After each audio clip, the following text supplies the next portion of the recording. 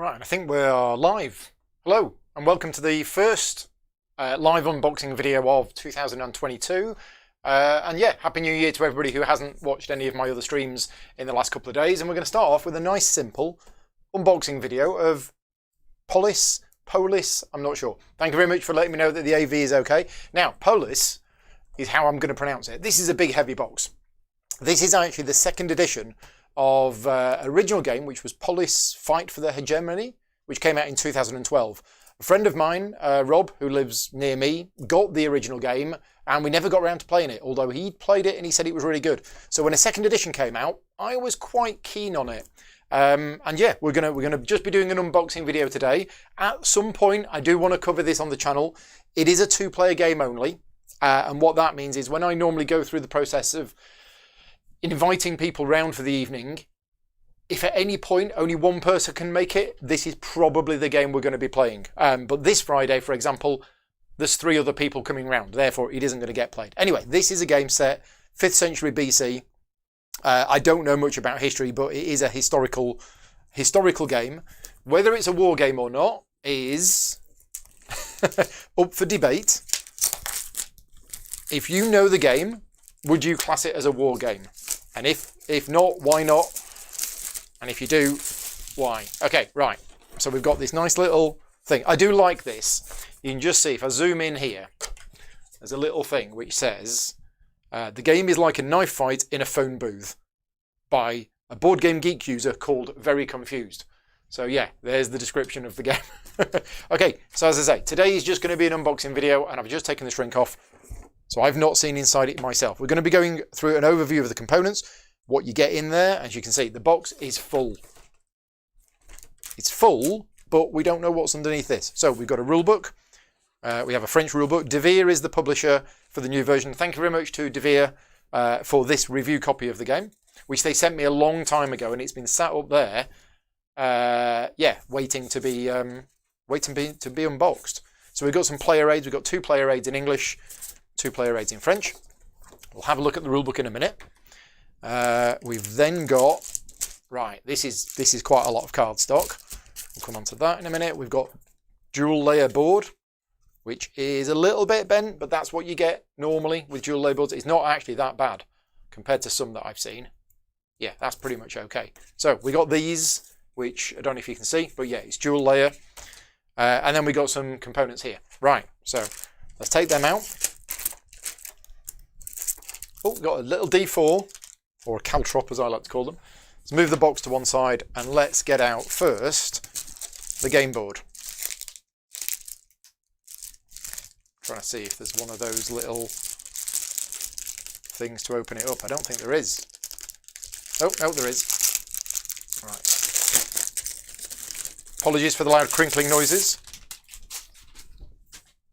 Oh, is this one board? Oh, okay, this is quite impressive. This big chunk of cardstock that I have here, this is one board and it's dual layered. Now I know the production difficulties of making dual layer boards, making a dual, right, I mean these are the people who made Bitoku. So they've done it before with this. But yeah, this is nice. That, for people who are watching, I'm going to have to zoom out, aren't I? That is a game board that was dual layer out of the box. So that's pretty impressive to do that. Now, it's not sitting flat, but I wouldn't expect it to initially, and I'm going to be very careful about reverse folding it because we don't want another mistake like another video that I've done. So yeah, that's not quite sitting flat. I will have to do something with that to get it to sit flat. But anyway, there is the game board. And as you can see, well, you might not be able to see, but this part here is dual layered, which is going to make gameplay so much easier because presumably you're going to put in cubes in these. And this bit over here is dual layered as well. Nothing on the main map is, but certainly these areas here are dual layered. We've got one of these. I'm guessing this is the 2 players.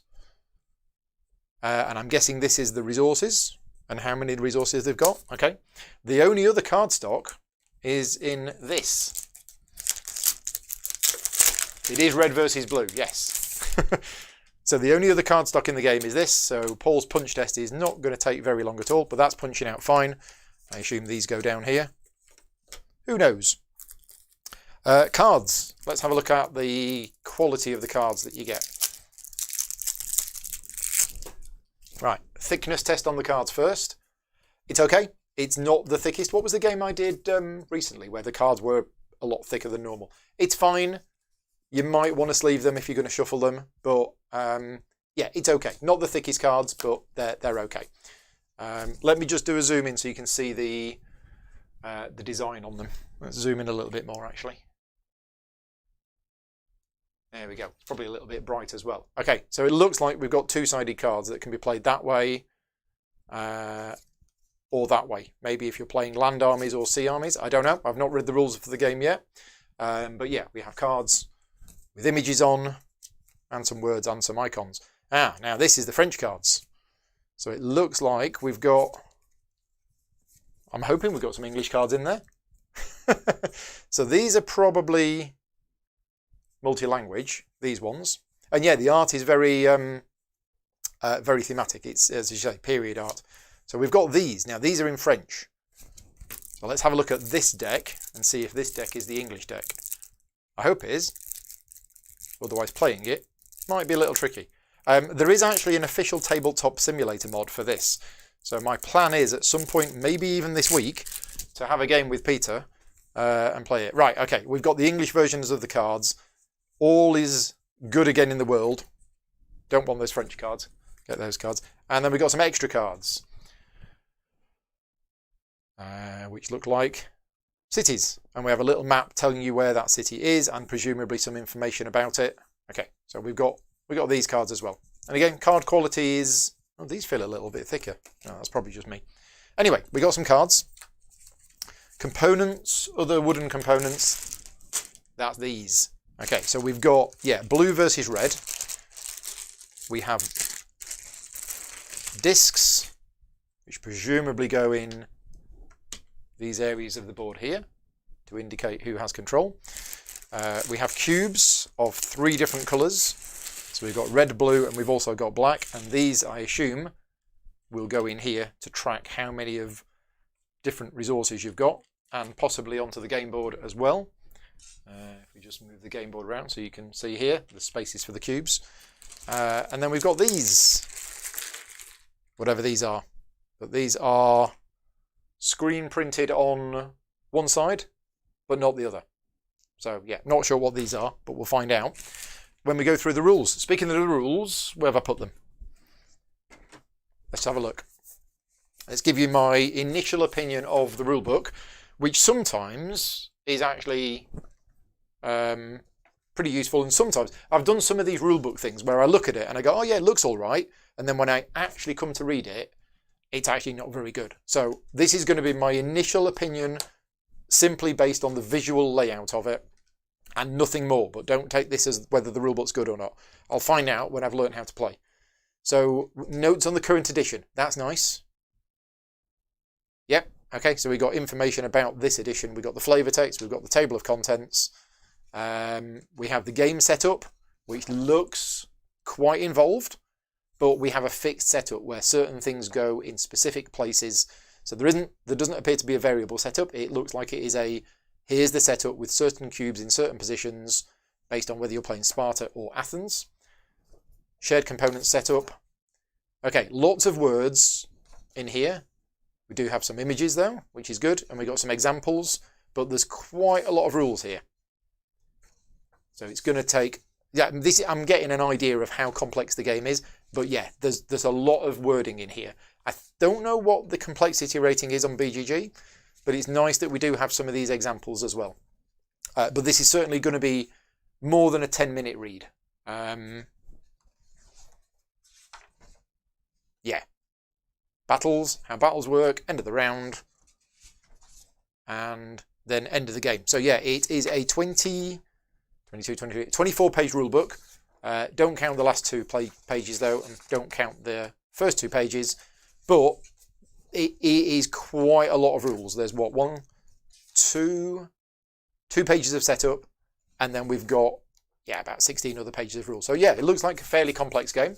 3.81 on BGG, which is quite weighty Okay, that is quite a complex game, but that's not going to put me off. The production quality looks really nice.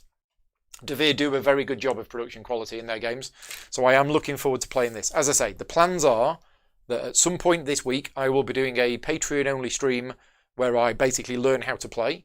Some of those videos I learn how to play from the rulebook, but to be fair, I think this rulebook is one which I'm going to need to read beforehand, rather than just learning as I go. Yeah, it's going to require a little bit of reading. So I'll do that at some point, and then there'll be a learning game. And then at some point, I will cover it on the channel. I don't know when, because I am keen on trying it out. It's just a case of finding a time slot where there's only one other person who's free, and get them to come over. It might be one of my friends who doesn't work, and I invite them round for one afternoon, and we do it as an afternoon stream. But yeah, Bruno says, is his best two-person game ever. Well, there we go. I'll let you know once I've played it, Bruno. As I say, I've heard it's very good. It does have a high rating on BGG, so we'll find out. But anyway, for now, thank you very much for watching. Just a very quick unboxing video. I'm glad I've unboxed it.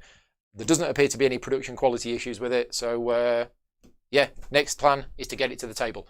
Thank you very much for watching. Thank you very much to all of my Patreon supporters for funding the channel. If you do enjoy the content that I create, you can support me directly and help support the channel and make more videos like this at patreon.com/gaming rules.